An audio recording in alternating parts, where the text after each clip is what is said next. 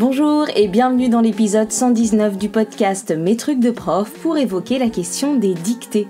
Je suis Émilie Lefatan, je suis formatrice et coach professionnelle spécialisée dans l'accompagnement des professionnels de l'enseignement, de l'éducation et de la formation. Et dans le podcast Mes trucs de prof, je partage avec la communauté enseignante des réflexions, des conseils, des découvertes, des interviews avec l'intention de réfléchir et de faire réfléchir, de remettre du sens et du bien-être dans les pratiques. Le podcast est disponible sur toutes les plateformes et sur le site mestrucsdeprof.fr. Donc nous sommes ensemble aujourd'hui pour parler des dictées, vaste sujet qui plaît beaucoup ou pas du tout, mais en tout cas la dictée revient régulièrement dans le débat public, si je puis dire, comme une sorte de nouvelle solution miracle et indispensable pour remédier à toutes les difficultés orthographiques, comme si personne n'en faisait. Mais comme aucune pratique n'est magique, telle qu'elle en tout cas, la question de la dictée, la pratique de la dictée, comme toutes les autres pratiques, tout dépend de ce qu'on en fait et de comment on le fait. J'avais déjà enregistré un épisode sur les dictées en 2019, c'est d'ailleurs l'épisode 19, et je vous y présentais plusieurs types de dictées, notamment le dispositif de phrases dictées du jour que j'ai beaucoup pratiqué en classe. Et donc aujourd'hui, j'ai envie de refaire un point sur les dictées et je vais essayer de ne pas faire trop de redites et d'aller un peu plus loin que dans l'épisode 19. Et l'épisode d'aujourd'hui a plusieurs objectifs. Et le premier, c'est de peut-être vous réconcilier avec la pratique de la dictée, de remettre du sens sur cette pratique, de vous proposer des pistes pour faire évoluer votre pratique de la dictée et pour vous permettre de trouver de nouvelles idées, de nouvelles façons de faire. Et à travers tout cela, d'essayer de répondre à vos questions. Donc comme je vous le disais, la dictée c'est vraiment un sujet qui peut parfois crisper parce qu'on a une espèce de pression en termes de fréquence, de régularité, parce qu'on a parfois aussi des représentations sur ce que devrait être une dictée et qui ne correspond pas forcément à notre pratique ou à ce qu'on a envie de faire, ou parce que parfois la correction de certaines dictées peut être très longue, ou encore parce qu'on ne sait pas comment faire pour faire progresser les élèves.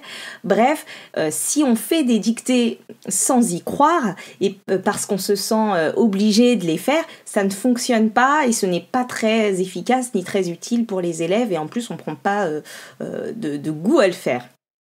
Si on fait des dictées parce qu'on s'est toujours dit que c'était indispensable sans avoir non plus réfléchi à ce qui en fait ou ce qui en ferait une pratique efficace, ça ne fonctionne pas non plus parce qu'on va perdre du sens pour nous ou pour les élèves ou qu'on ne va pas pouvoir s'adapter vraiment aux besoins.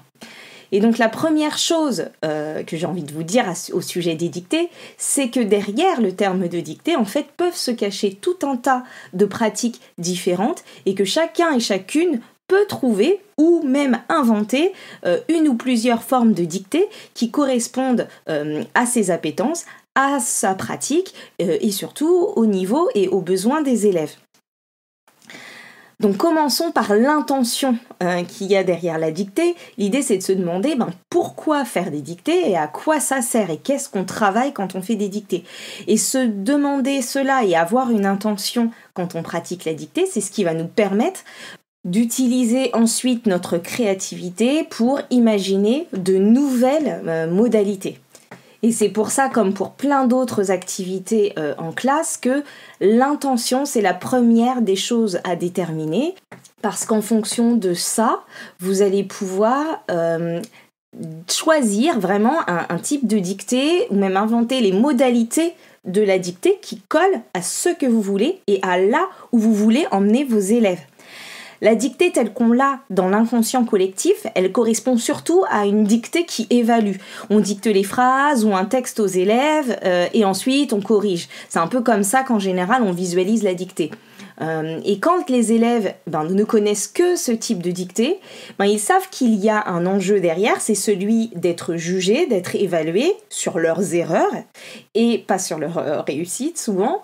Et finalement, en fait, derrière, ça va déclencher chez eux des émotions et des pensées. Et ces émotions et ces pensées qui vont accompagner systématiquement la pratique de la dictée, ne vont pas jouer en faveur de la réussite des élèves et de leur progression. Et je pense en plus que si vous, en tant qu'enseignant, vous faisiez partie de ces élèves-là quand vous étiez plus jeune, vous n'avez peut-être pas un rapport à la dictée qui vous donne envie d'en faire. Ou en tout cas, pas comme ça. Mais en fait, on n'est pas du tout obligé d'évaluer avec la dictée. Et surtout, on pourrait se demander à quoi bon évaluer perpétuellement les élèves sans leur enseigner, sans leur permettre d'apprendre comment s'améliorer entre les dictées. Donc il y a vraiment cette idée de clarifier votre pratique de la dictée, de clarifier ce qu'on en fait. Est-ce qu'il s'agit d'une dictée pour évaluer ce que vous auriez précédemment travaillé, et auquel cas il faut définir les points qui seront à évaluer pour bien choisir ou bien écrire le texte de la dictée? Est-ce qu'il s'agit d'une dictée diagnostique et donc qui n'est pas notée, qui n'est pas vraiment évaluée, mais qui va vous servir de base à vous en tant qu'enseignant pour pouvoir identifier les points à travailler en classe? Ou bien est-ce qu'il s'agit d'une dictée qui doit mettre les élèves en état de vigilance orthographique pour leur permettre de comprendre les questions à se poser et quand on écrit, et pour leur permettre de réinvestir toutes les connaissances et les compétences orthographiques qu'ils ont déjà? Et dans ce cas, on va privilégier des modalités de dictée qui vont permettre de discuter, de questionner, d'argumenter, de choisir entre différentes orthographes, etc.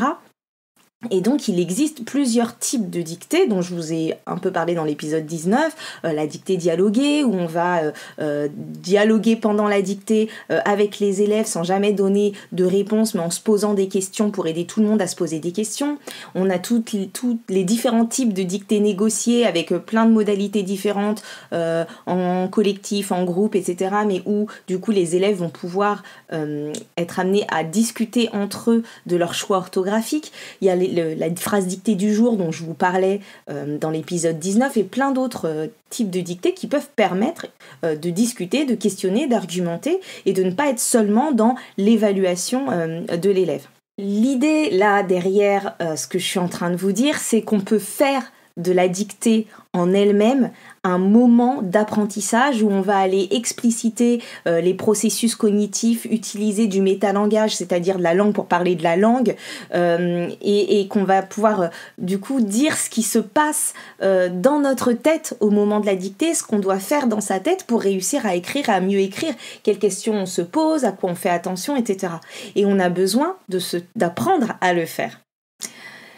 Et pour mener des dictées dans ce sens-là, nous, enseignants, adultes, nous avons besoin de comprendre ce qui se passe dans la tête des élèves ou ce qu'il ne se passe pas. Nous avons besoin de savoir ce que fait l'élève, ce que pense l'élève qui a écrit telle ou telle chose que l'on considère comme une erreur, mais qui a bien souvent une raison d'être. Parfois aussi, les élèves ont l'impression que comme il faut apprendre des mots pour la dictée, et bien que tous les mots doivent être connus par cœur, et du coup ça va faire un barrage à la réflexion orthographique parce qu'ils sont pas en train de se poser des questions sur comment ça peut s'écrire et qu'est-ce que j'ai comme connaissance pour m'aider à écrire. Ils sont en train d'essayer de se souvenir du mot qu'ils ont appris par cœur la veille ou l'avant-veille et dont ils ne se souviennent plus avec le stress. Et donc on pourrait aussi, du coup, imaginer une dictée sans mots à apprendre où on donnerait par exemple l'orthographe des mots aux élèves pour qu'ils puissent ne se concentrer que sur les accords par exemple, parce qu'on a décidé qu'on voulait réinvestir ça. Et puis parfois, je vous parlais des erreurs des élèves et qu'il fallait les comprendre. En fait, parfois, les élèves, ils répondent quelque chose avec une certaine logique qui n'est juste pas la bonne. Et donc, quand on va pas creuser, on peut ne pas se rendre compte et juste constater l'erreur. Alors que derrière, je me souviens par exemple de plusieurs élèves d'ailleurs qui confondaient systématiquement A avec accent et A sans accent. Et si on questionne pas, on peut se dire il a pas fait attention, il s'est pas posé la question, ou il sait pas qu'il y a une règle, ou enfin bref, on peut surinterpréter ce qui s'est passé dans la tête de l'élève à ce moment-là. Et quand on leur demande, en fait, je me suis rendu compte que ces élèves-là, souvent, ils se posaient la question, ils savaient qu'il fallait faire attention, sauf que comme ils voient tout le temps A avec accent et A sans accent ensemble, et bien en fait, ils confondaient. Et donc, ils disaient, oui...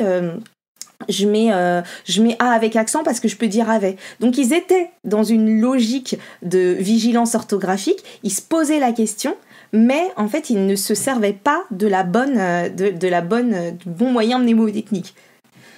Donc il est vraiment intéressant d'aller se questionner sur qu'est-ce qui met les élèves en difficulté au moment de la dictée et est-ce qu'ils se mettent dans un état de vigilance orthographique ou pas? Quel est leur état d'esprit? Quelles sont leurs pensées au moment de la dictée? Parfois, ça va simplement trop vite.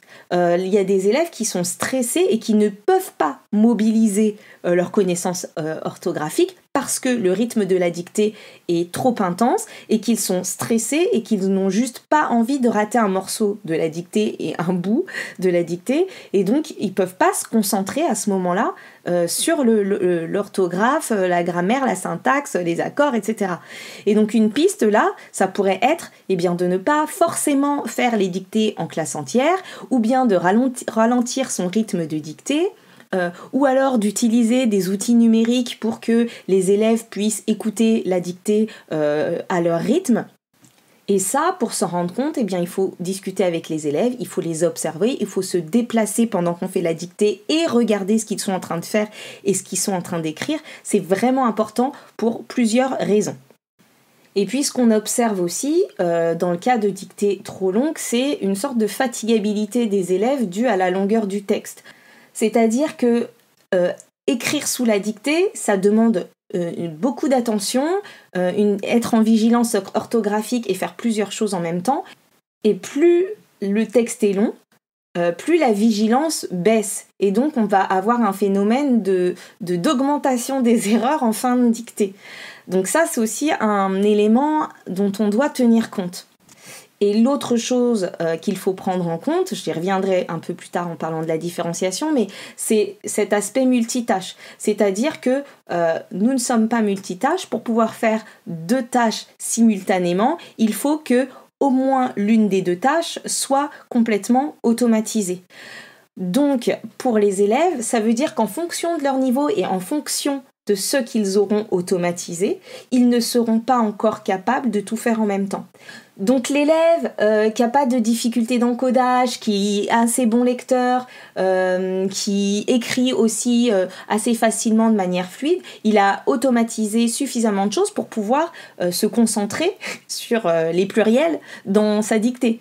Par contre, l'élève qui doit penser à son geste graphique, à bien écrire sur les lignes, qui se concentre encore pour savoir comment écrire tel ou tel son, ça va être beaucoup pour lui en même temps devoir se concentrer sur les pluriels et faire attention aux pluriels. Donc il y a vraiment cette idée-là de tenir compte aussi de cet aspect multitâche de la dictée. Donc je vous disais tout à l'heure qu'en variant les modalités de la dictée, en faisant d'autres types de dictées, on peut se servir du moment de la dictée en elle-même pour faire une séance d'apprentissage et faire progresser les élèves. Mais si on veut faire progresser les élèves en dictée sans modifier sa pratique de la dictée, c'est-à-dire garder une dictée un peu traditionnelle qui évalue, il est important de se questionner sur ce qu'il se passe avant et après les dictées. Que se passe-t-il entre chaque dictée pour que mes élèves aient une chance de faire mieux la prochaine fois? Qu'est-ce qu'il se passe pour qu'ils aient mieux conscience de ce qu'ils peuvent faire dans leur tête pendant la dictée, pour qu'ils puissent progresser? Et ça, je veux dire, à part de leur dire de se débrouiller tout seul et de mieux apprendre leurs mots. Voilà, qu'est-ce qui se passe entre les dictées? Et donc, puisque je parle des mots, autre chose à clarifier, c'est justement la place de ces mots à apprendre. Je vous disais qu'on a cette habitude de donner des mots à apprendre avant les dictées et que du coup ça entretient l'idée chez les élèves qu'il faudrait tout connaître par cœur et que pour faire une dictée je dois savoir écrire les mots par cœur et que ça fait parfois obstacle du coup à cette vigilance orthographique qu'on veut en réalité développer par la pratique de la dictée. Mais on ne peut pas apprendre tous les mots par cœur. On ne peut pas connaître l'orthographe des mots par cœur. Et d'ailleurs, même vous, en tant qu'adulte, quand vous écrivez, vous vous posez des questions, vous ne connaissez pas forcément tout par cœur. Alors bien sûr, à force d'écrire, vous avez photographié certains mots, vous les connaissez, vous savez comment ils s'écrivent de manière automatique sans y réfléchir. Mais il y a toujours des mots qu'on ne connaît pas. Et d'ailleurs, par exemple, quand vous êtes en train d'accorder un mot, un verbe, un nom, etc., vous n'avez pas appris par cœur les accords de tous les mots, c'est juste que vous savez comment les faire, et donc dans la situation, vous pouvez vous poser les bonnes questions, réfléchir pour pouvoir ensuite choisir la bonne terminaison, le bon accord, etc. Donc ce n'est pas apprendre beaucoup de mots par cœur qui aide vraiment les élèves à s'améliorer en dictée, parce qu'en fait là ça ne devient que des compétences de mémorisation, mais en réalité, il faudrait plutôt essayer de donner aux élèves des éléments de réflexion pour mieux comprendre le fonctionnement de la langue et pouvoir s'appuyer sur les régularités pour pouvoir écrire dans le plus de situations possibles sans forcément tout connaître par cœur. Ce qui signifie qu'il faudrait plutôt essayer d'éviter de donner des mots à apprendre juste pour la dictée, mais que quand on donne des mots à apprendre, il faut avoir une vraie réflexion sur ces mots, ces listes de mots, leur organisation, le choix des mots pour que ça puisse être utile aux élèves en dehors de la dictée. Donc on ne va pas donner dans la liste de mots des mots déjà accordés, on ne va pas leur donner non plus des mots sans déterminant ou des mots qui pourraient être confondus dans un autre contexte avec un autre homophone par exemple, mais on va essayer de penser les listes de mots de façon à leur apporter des éléments de compréhension de la langue, des régularités, etc. Mais à la question, est-ce qu'il faut obligatoirement apprendre des mots pour faire une dictée ? Non, en fait la réponse est non. Cela dépend de votre intention. On peut tout à fait choisir une dictée avec des mots très usuels qui ne posent aucune difficulté orthographique particulière, hyper réguliers, etc. Et on peut aussi donner aux élèves, par exemple, la possibilité de regarder dans le dictionnaire pendant une dictée s'ils ont un doute, sans avoir eu à apprendre les mots au préalable. Et d'ailleurs, le fait de leur laisser la possibilité de regarder dans le dictionnaire ou d'avoir recours au texte modèle, etc., ça va, vous en tant qu'enseignant, vous apporter aussi des indices sur déjà le niveau de confiance en eux des élèves, parce que parfois il y a des élèves qui vont souvent regarder pour s'assurer que ils écrivent bien le mot, même si ils le connaissent. Ça peut aussi du coup permettre aux élèves de gagner en confiance parce qu'ils vont chercher le premier mot, deuxième mot, troisième mot, voir qu'en fait c'était bon et peut-être qu'ils prendront un peu plus de risques petit à petit. Ça peut aussi vous montrer que certains ne vont jamais chercher les mots et ni dans le dictionnaire ni dans le texte alors qu'ils les écrivent pas correctement et du coup que ceux-là ne se mettent pas en état de vigilance orthographique alors que les autres s'y mettent. Donc ça peut aussi vous donner des indices intéressants pour pouvoir identifier les élèves qui se posent des questions, qui se mettent en vigilance orthographique et ceux qui ne se mettent pas dans cet état-là ou ceux qui sont simplement stressés, etc. On pourrait aussi, pour ne pas donner de mots à apprendre avant les dictées, imaginer un dispositif où on ne donne pas l'orthographe du mot quand les élèves ne demandent, mais par contre qu'ils ont la possibilité de poser toutes les questions qu'ils veulent sur les mots sur lesquels ils ont un doute, en essayant d'aller s'appuyer du coup sur des questions grammaticales, orthographiques, etc. Et parce que tout cela, ça va les mettre en posture réflexive vis-à-vis de la langue et en état de vigilance orthographique. Ce qu'on veut qu'ils gagnent quand on pratique la dictée, parce que finalement, la dictée, qu'est-ce que c'est ? C'est juste mettre les élèves en situation de production d'écrit, mais sans qu'ils aient à penser le contenu, pour qu'on les allège de ça, et qu'ils puissent se concentrer sur la partie orthographique et grammaticale de comment j'écris les mots. Donc pour leur permettre d'être concentrés là-dessus.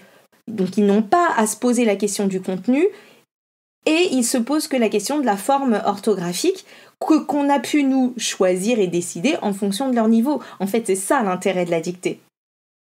Si toutefois vous donnez des mots à apprendre, parce que ça peut avoir aussi un certain intérêt. C'est juste que la façon dont on va le faire va jouer sur l'efficacité de cette pratique. Donc je vous dis tout de suite, il y a peu d'intérêt à simplement distribuer une liste de mots et la donner en devoir aux élèves à apprendre comme ça et ensuite faire la dictée. Là, on est juste en train d'évaluer leur capacité à se débrouiller tout seul à la maison, éventuellement d'évaluer la différence entre l'accompagnement des familles et puis surtout, on est juste sur la mémorisation. Alors peut-être que dans ces cas-là, on a l'impression d'être dans les clous, de ne pas donner de devoir écrit parce qu'on leur a juste donné des mots à apprendre, mais en réalité, si on se contente de donner des mots à apprendre, faire la dictée, donner des mots à apprendre, faire la dictée, derrière, il n'y a pas d'enseignement ni de réel apprentissage et les élèves qui sont en difficulté restent en difficulté. Et on remet à la charge des familles l'apprentissage des mots et donc toute la progression éventuelle en dictée, alors que pour le coup, faire progresser les élèves, ça c'est notre job à nous, enseignants. Donc avant de renvoyer les élèves à la maison, de les renvoyer à la mémorisation des mots tout seuls dans leur coin, etc., on va travailler avec eux sur cette liste de mots. Et donc on va décortiquer la liste de mots avec les élèves. On va aller regarder la morphologie, on va aller regarder pour chaque mot si on connaît des mots de la même famille, si on connaît des justifications étymologiques qui justifieraient l'orthographe de certains mots. On va aussi réfléchir aux différentes flexions, aux différents accords de ces mots-là. On va pouvoir avec les élèves aller surligner les mots qui sont réguliers et qui ne posent pas de difficultés et donc qu'on n'a pas vraiment besoin d'apprendre en réalité. Mais du coup, on va essayer d'aller manipuler les mots de cette liste, on va essayer de les utiliser dans des phrases, de chercher comment ils peuvent s'accorder dans différents contextes. Et là, on n'est pas seulement dans le contexte du texte qu'on veut leur dicter le lendemain ou le surlendemain, on est dans un contexte beaucoup plus général. Ensuite, il y a l'organisation des mots de cette liste qui est importante. Le vrac n'est pas très structurant, donc on va éviter de donner des mots en vrac dans un ordre non identifié et on va plutôt organiser cette liste. Et d'ailleurs, cette liste, on peut même l'organiser avec les élèves. Et pour l'organiser, il y a plusieurs possibilités, plusieurs critères qui peuvent être pris en compte. On va éviter peut-être d'utiliser l'ordre alphabétique parce qu'en réalité, l'ordre alphabétique, là, dans notre question de la dictée et la question orthographique, d'ailleurs c'est un peu pareil aussi pour le vocabulaire, mais n'apporte rien en termes de structuration, ni pour la mémoire, ni pour la maîtrise de la langue. Enfin, c'est pas il n'y a pas d'outil de langue, il n'y a pas d'outil de mémorisation derrière l'ordre alphabétique. Une liste de mots à prendre dans l'ordre alphabétique, c'est juste un peu mieux que le vrac, parce qu'on va peut-être pouvoir s'y retrouver plus facilement, mais c'est tout. Ensuite, mettre les mots dans l'ordre de la dictée, ce n'est pas forcément très utile non plus parce que cela va encore mettre le contexte de cette dictée en avant, alors que ce qu'on veut, ce n'est pas qu'il sache écrire ce texte de dictée, c'est qu'il sache écrire ce mot dans n'importe quel contexte, dans cette dictée, mais dans un autre contexte aussi. On peut aussi organiser notre liste de mots par classe grammaticale, c'est une première piste, c'est déjà une sorte de catégorisation. Ça va pas soutenir la mémorisation, mais par contre ça pourra donner des indications aux élèves sur le type d'accord à faire. Donc ça peut être intéressant là-dessus, et on va retrouver aussi quand on classe les mots de la dictée par classe grammaticale, on va retrouver du coup ensemble les mots qui s'accordent de la même façon, les mots qui ne s'accordent pas, les verbes qui s'accordent encore autrement, etc. Donc ça peut être une première piste. Une autre façon serait de ranger les mots par similarité orthographique. Et là, en termes de réflexion sur la langue, d'outils de mémorisation, etc., c'est utile et bénéfique pour tous les élèves.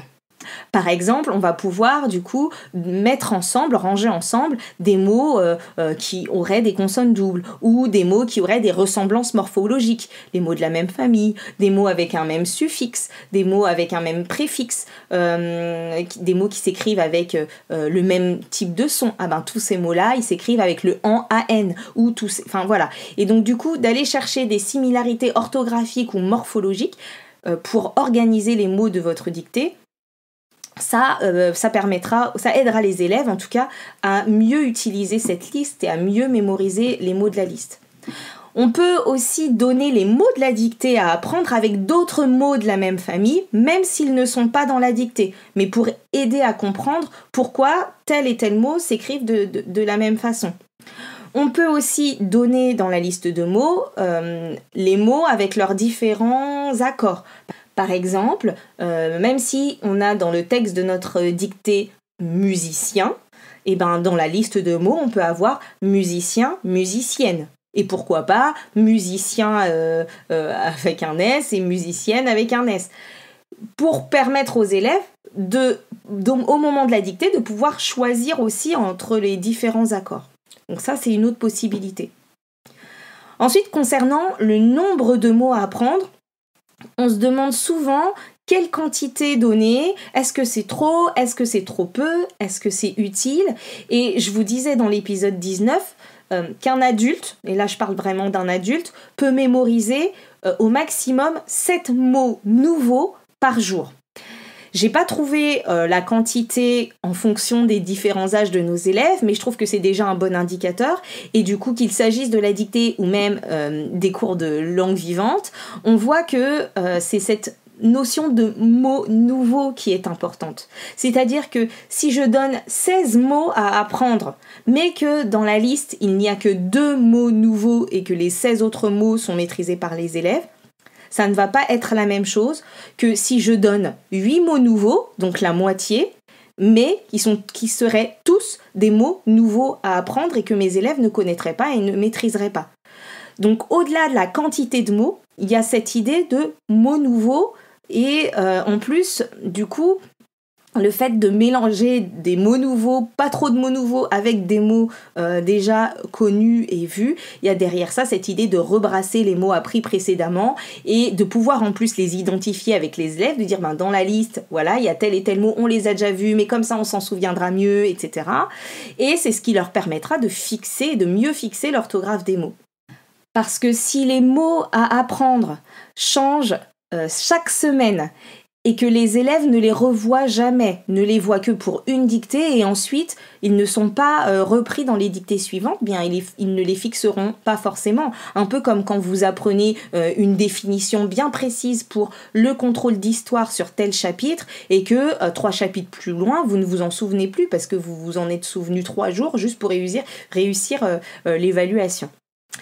Et puis pour aider les élèves à apprendre, à mémoriser l'orthographe des mots, eh bien on doit prévoir ce temps en classe pour pouvoir leur donner les outils méthodologiques nécessaires pour pouvoir mémoriser, pour pouvoir les aider à classer les mots dans une liste, ceux que je connais déjà et ceux qui me semblent difficiles, les analyser, pour pouvoir leur faire lire, épeler, recopier, utiliser la copie transport pour mettre un peu à distance, enfin toutes les techniques de mémorisation qui pourront leur être utiles et leur apprendre à utiliser tous les canaux. C'est important de multiplier les canaux de mémorisation, lire, épeler, copier, écrire, écouter, dire à voix haute, etc. pour multiplier les possibilités, aider le cerveau, multiplier les possibilités de mémorisation. Et puis parfois, il y a même certains élèves qui auront besoin d'astuces et de moyens mnémotechniques pour mémoriser encore mieux parce que c'est quelque chose qui est difficile pour eux. Donc ça, c'était ce que je voulais vous dire autour des mots de la dictée. Un autre questionnement concernant la dictée, c'est la question du texte. Est-ce qu'on doit prendre un texte existant ou créer son propre texte de dictée ? Eh bien, dans les 2 cas, il y a des avantages et des inconvénients. Prendre un texte existant, ça peut avoir des avantages parce que ça fait fréquenter différents styles, utiliser des textes d'auteurs, qu'en plus nous en tant qu'enseignants on n'a pas besoin de se casser la tête à trouver le contenu, mais ça signifie aussi que on va pas maîtriser le contenu qui est dans le texte, que tout le contenu n'aura pas forcément été grammaticalement étudié en classe et que ça nécessitera des aménagements. Et puis on peut alterner, faire parfois des dictées issues de textes déjà écrits, de textes de littérature de jeunesse par exemple, et en plus ça pourrait être un objectif à atteindre avec les élèves, voilà tel texte, on va travailler quelques semaines ou quelques jours, et voilà, et à la fin, on devra être capable d'écrire un texte issu de telle histoire ou tel livre, etc. Et ça peut être quelque chose qu'on fait de temps en temps, on n'est pas obligé de tout le temps faire sur des textes qui existent ou tout le temps faire sur des textes qu'on invente. On peut aussi s'autoriser à modifier les textes pour les simplifier ou pour différencier ou pour qu'ils collent mieux au fait de langue qu'on a envie de mettre en avant, etc. pour la pratique de la dictée. On pourrait même imaginer partir de la base d'un texte de littérature de jeunesse ou d'un texte d'auteur ou la texte d'un livre documentaire, enfin ce que vous voulez, et s'en servir sur plusieurs dictées d'entraînement en modifiant à chaque fois l'ordre des mots, en utilisant des synonymes, etc. pour qu'à la fin de la séquence, eh bien, les élèves soient capables d'écrire le texte original. Si je reprends la question de l'apprentissage des mots, on peut tout à fait décider de donner aux élèves des mots qui seraient très spécifiques à cette dictée-là pendant la dictée pour ne pas leur faire apprendre tous les mots ou leur faire apprendre des mots qui seraient pas forcément prioritaires dans la mesure où on aurait déjà donné de nombreux mots nouveaux à apprendre.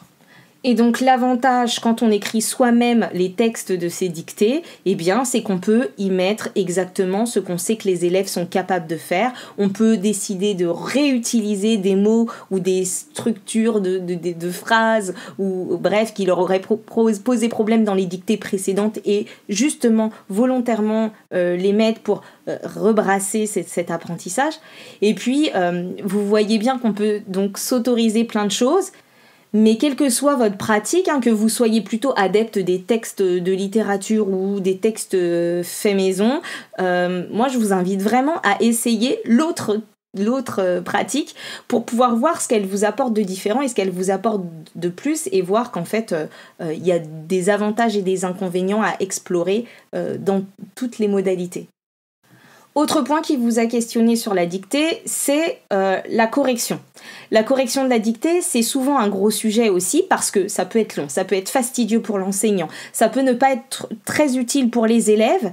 Et quand c'est long en classe, on perd le groupe, on perd en efficacité et parfois, finalement, on corrige avec les élèves, on ramasse les cahiers et on se rend compte qu'il y a la moitié des erreurs qui n'ont pas été corrigées parce que les élèves ont perdu en attention ou alors il y avait trop de choses à corriger.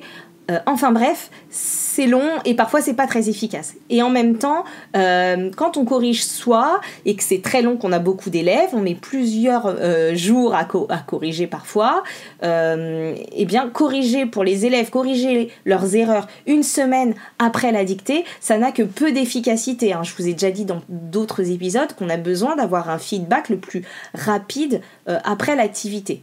Et en même temps, corriger en collectif une longue dictée, c'est souvent assez ennuyeux. Donc, il faudrait réussir à trouver un équilibre entre faire un feedback immédiat quand même pour que ce soit utile et que les élèves puissent comprendre tout de suite leurs erreurs et les corriger dans leur tête, et en même temps trouver l'équilibre avec le besoin parfois de regarder les dictées, de prendre le temps de les corriger individuellement. Donc, peut-être qu'il faut varier les modalités de correction et puis peut-être qu'il faut en essayer plusieurs ou faire un mix de tout ça.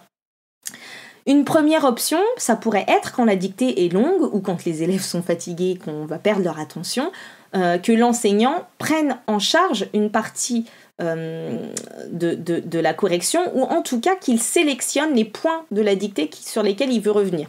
Et pour ça veut dire qu'il faut prendre des indices pendant la dictée, il faut se déplacer, je vous le disais tout à l'heure que ça avait plusieurs avantages, il faut se déplacer, il faut repérer, il faut regarder ce que font et notent les élèves. On peut prendre des notes de leurs erreurs pour pouvoir ensuite à la fin leur faire un petit retour sur voilà, en passant dans vos cahiers, j'ai repéré plusieurs fois telle erreur, on va reprendre juste cette phrase là de la dictée, etc. Donc ça peut être intéressant parce que du coup on ne fait pas toute la dictée, on met la focale sur ce qu'on a repéré comme point important. Donc cette idée de prévoir un temps en fin de dictée pour commenter, corriger quelques points qu'on a choisis, et là ce qu'on gagne c'est du temps et de la concentration et de l'efficacité. Et autre option, on pourrait se dire, sinon je peux à la fin de la dictée, pour avoir le feedback tout de suite, rapidement, projeter le texte corrigé au tableau et en discuter, voilà. Ou alors laisser les élèves se corriger en autonomie.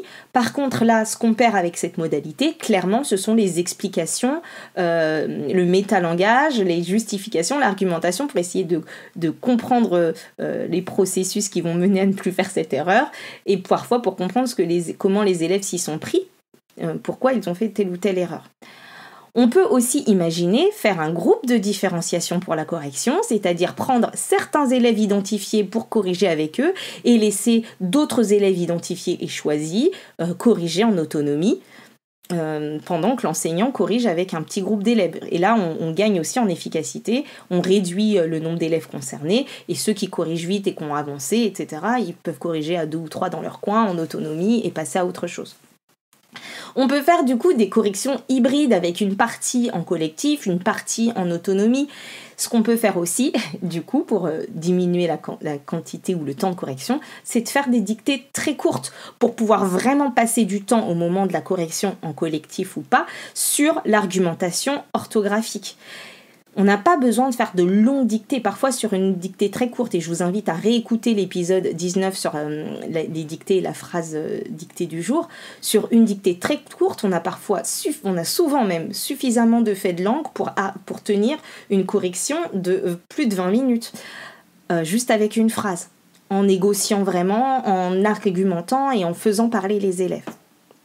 On peut aussi faire passer les cahiers d'élèves en élèves avant de corriger, ou bien les élèves devraient relire la dictée de leurs camarades et mettre une petite trace au crayon à papier là où ils ont un petit doute pour pouvoir faire réfléchir de nouveau l'élève qui est en train de faire sa dictée. Ça peut être intéressant, le fait qu'il y ait plusieurs élèves qui passent sur le même cahier. Par contre, ce qu'on perd ou le risque avec ça, c'est éventuellement que les autres élèves du coup ajoutent des erreurs là où il n'y en a pas, et ce qu'on gagne, c'est que les élèves sont plus impliqués, on les met en réflexion et parfois en plus ça fait naître des discussions entre eux sur les différentes erreurs. Bref, vous aurez compris concernant la correction qu'il y a 1001 façons de corriger et que vous choisirez la bonne, entre guillemets en tout cas, celle qui vous convient à ce moment-là, en prenant conscience de votre intention et en faisant des choix conscients, en se disant aussi qu'aucun choix n'est parfait et qu'une modalité de correction un jour ne convient pas pour d'autres raisons un autre jour. Donc demandez-vous si ce que vous voulez avec la correction c'est gagner du temps, si c'est faire un feedback le plus rapide possible, si c'est voir les erreurs de vos élèves, si c'est leur permettre de se corriger, ou si c'est vous qui avez besoin d'avoir un regard sur ce qu'ont produit vos élèves pour vous donner des indices à vous, ou est-ce que c'est important pour l'élève. Donc voilà, c'est ça qui vous permettra de choisir la modalité de correction la plus adaptée. Et enfin, je vois que ça fait 37 minutes que je parle, je ne m'attendais pas à ce que ce soit si long. Dernier point, pour répondre aussi à vos questions sur la différenciation et pour savoir comment aider les élèves les plus en difficulté. Et vous vous demandiez aussi comment ne pas les stigmatiser. La question de la stigmatisation, des fois, elle empêche d'apporter les aides nécessaires aux élèves. Je crois que c'est une question d'ambiance de classe et de relationnel à laquelle je ne vais pas répondre sur cet épisode de dictée. Néanmoins, je pense que ce qui est stigmatisant quand on fait la dictée, c'est d'avoir systématiquement, sans réfléchir, la même différenciation pour les mêmes élèves et de les enfermer dans cette étiquette-là. Alors que si, selon les dictées et selon les élèves, on n'a pas forcément toujours une différenciation et pas toujours la même et pas toujours sous la même forme, et que ça varie et qu'on a l'habitude de différencier pour tous les élèves, ou pour certains élèves qui sont différents à certains moments, je pense que là, la question de la stigmatisation, on l'évite. Ensuite, pour trouver la différenciation ou l'adaptation selon les élèves la plus utile, J'ai déjà parlé de la différenciation d'ailleurs dans l'épisode 74 que je vous invite vraiment à réécouter pour répondre à vos questions. Mais pour ces élèves, pour les élèves qui ont besoin de différenciation ou d'adaptation, il est encore plus important de déterminer sur quoi on veut qu'ils progressent sur cette dictée pour pouvoir alléger le reste. Et puis il faudra aussi aller identifier les difficultés de cet élève-là pour savoir quel aménagement proposer ou quelle adaptation proposer, quelle différenciation proposer. Car proposer, par exemple, des dictées à trous pour tout le monde, ça ne fonctionne pas en fait pour tout le monde. Il y en a, c'est pas ça leur besoin. Ils n'ont pas juste besoin d'écrire dans les trous. Donc, si un élève n'encode pas, par exemple, ou a des difficultés graphiques, eh ben lui, on va lui proposer, pour qu'il puisse être en vigilance orthographique sans être happé par ses autres difficultés, on va réfléchir à alléger l'écriture, soit en écrivant sur un ordi, soit en ayant juste des mots à entourer à certains moments pour faire des choix, soit en réduisant la taille de la dictée, soit en écrivant pour lui, mais en le laissant justifier ses choix. Et ça, par exemple, pour un élève qui aura une AESH, ça peut tout à fait être une consigne précise qui est donnée à la AESH.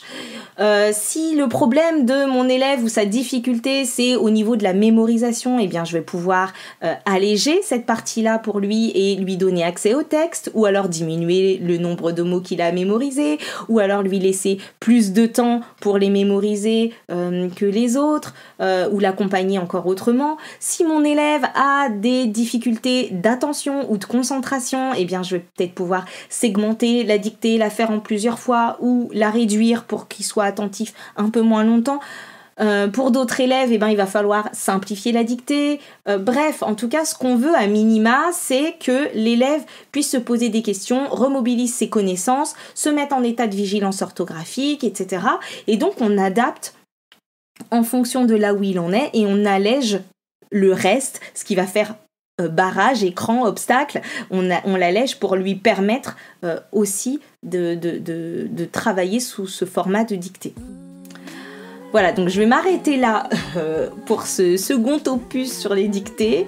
N'hésitez pas à réagir, à me poser des questions ou à partager vos pratiques efficientes qui fonctionnent sur les réseaux sociaux sous les publications de cet épisode ou sur le site mestrucsdeprof.fr.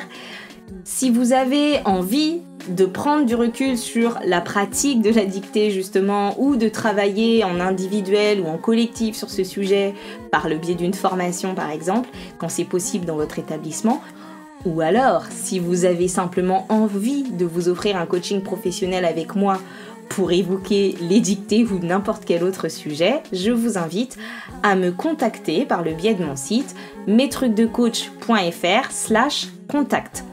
Je vous retrouve bientôt pour un prochain épisode et d'ici là, prenez soin de vous. Bye bye.